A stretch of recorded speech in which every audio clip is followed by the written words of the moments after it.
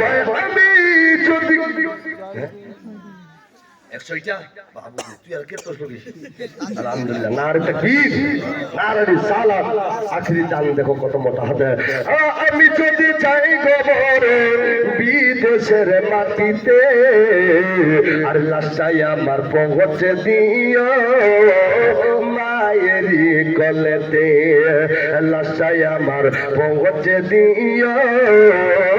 মায়েরি কলেতে আরো দি বাবু কে গেছেন তাড়াতাড়ি এসো আল্লাহ আমার পৌঁছে দিও বাবারে কলেতে গোটা খালি ভুলি বল খেলা আলহামদুলিল্লাহ আমার পৌঁছে দিও মায়েরি কলেতে এই জগতে মায়ের মতন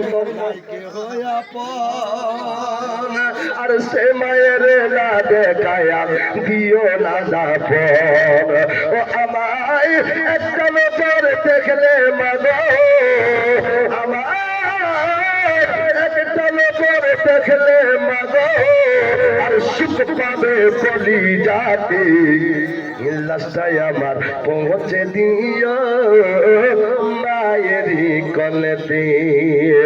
মাগো দুধের দাবি ক্ষমা করে দিও গো আমায় আর তুমি ক্ষমা না করিলে কি হবে উপায়